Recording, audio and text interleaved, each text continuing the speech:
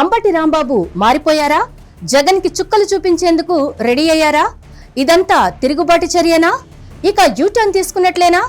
ఒక్కసారిగా ఈ మార్పు ఎందుకు? దేనికి సంకేతం?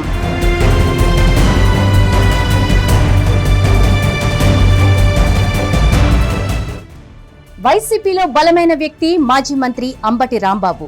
వైఎస్ఆర్ కాంగ్రెస్ పార్టీతో పాటు అధినేత జగన్మోహన్ రెడ్డికి అండగా ఉంటారు. చంద్రబాబుతో పాటు పవన్ పై ఓ రేంజ్ లో రెచ్చిపోతూ ఉంటారు. లోకేష్ విషయంలో అయితే చెప్పనవసరం లేదు. రెడ్ బుక్ గురించి స్ట్రాంగ్ రియాక్షన్స్ ఉంటాయి.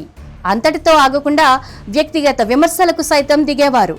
అటువంటి అంబటి తిరుమల సాక్షిగా ఇటీవల సంచలన వ్యాఖ్యలు చేశారు.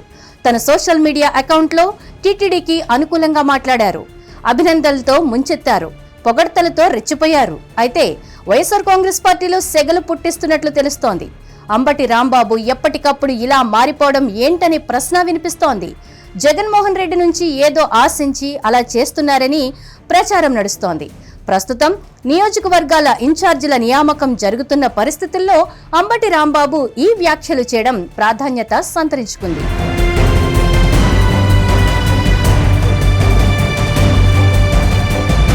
1989 ఎన్నికల్లో కాంగ్రెస్ పార్టీ తరపున గెలిచారు అంబటి రాంబాబు. మళ్లీ వైఎస్ఆర్ కాంగ్రెస్ పార్టీ ఆవిర్భావంతో యాక్టివ్ అయ్యారు. పార్టీలో తన వాయిస్ ను పెంచుకున్నారు.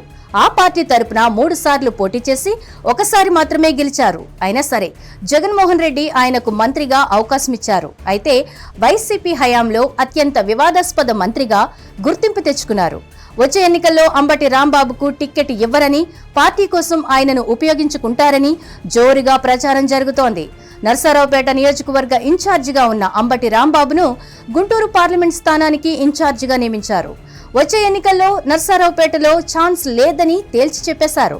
అయినా సరే అంబటి రాంబాబు చాలా యాక్టివ్ గా ఉన్నారు. ప్రత్యర్థులపై విమర్శలు చేస్తూనే ఉన్నారు. అయితే ఈ డిసెంబర్లోగా నియోజకవర్గ ఇన్ఛార్జీల నియామకాన్ని పూర్తి చేసి ప్రజల్లోకి వెళ్లాలని జగన్మోహన్ రెడ్డి నిర్ణయం తీసుకున్నారు. ఇటీవల చాలా నియోజకవర్గాలకు సంబంధించి ఇన్ఛార్జీలను నియమిస్తున్నారు. కానీ తన గురించి ఏదీ తేల్చకపోయేసరికి అంబటి రాంబాబులో ఒక రకమైన అసహనం, అసంతృప్తి కనిపిస్తున్నట్లు తెలుస్తోంది. ఇటువంటి పరిస్థితుల్లో ఇటీవల కుటుంబంతో సమేతంగా తిరుమల వెళ్లారు అంబటి. తిరుమలలో ఉండే అన్నసత్రంలో భోజనం చేశారు. శుచి, శుభ్రత ఉండడంతో టీటీడీని అభినందించారు. అంతటితో ఆగకుండా తన సోషల్ మీడియాలో అభినందనలు కూడా తెలిపారు. టీడీపీ ప్రభుత్వంపై ప్రశంసల జల్లు కురిపించారు. ప్రస్తుతం కూటమితో వైఎస్ఆర్ కాంగ్రెస్ పార్టీ గట్టిగానే వాదనలు చేస్తోంది.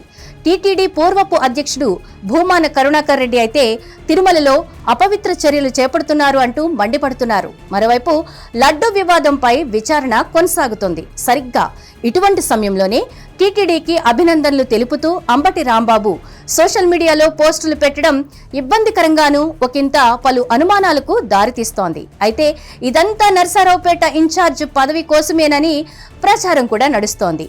మరి అంబటి రాంబాబు ఫ్యూచర్ ఏంటి? ఆయన ఆలోచనలు ఎలా ఉన్నాయి?